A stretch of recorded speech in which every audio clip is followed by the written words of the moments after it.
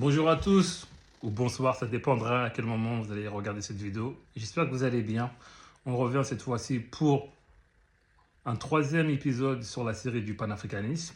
Aujourd'hui, je vais vous présenter un livre et un auteur, moi qui me parle énormément, Hamzat Boukari Yabara, qui est historien, qui est docteur en histoire du coup. Et ce qui est hyper intéressant, c'est qu'il y a rarement déjà, en tout cas moi j'en connais peu, des historiens qui sont spécialisés dans, on va dire, dans les histoires panafricaines ou dans le panafricanisme. C'est vraiment ultra rare, en tout cas d'après ce que moi je connais.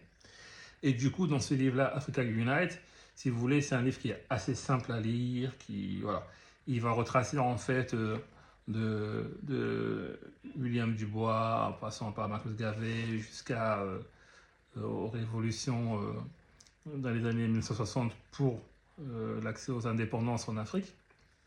C'est-à-dire tout le monde noir qui a participé vraiment, on va dire, à cette libération-là des luttes, voilà, qui avait animé une certaine époque, qui est toujours le cas d'ailleurs.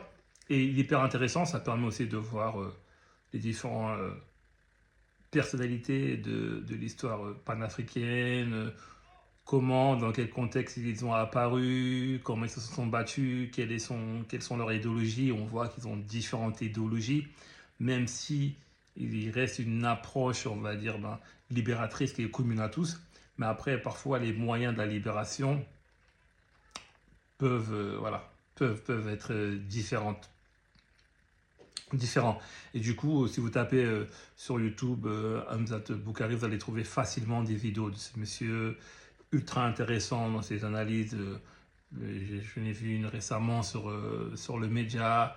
Il a énormément de vidéos sur le réseau qui sont très accessibles et très compréhensibles, très faciles à lire. Moi, je le trouve très cohérent. Donc, pour ceux et celles qui ne connaissaient pas, en tout cas, je vous invite à le lire.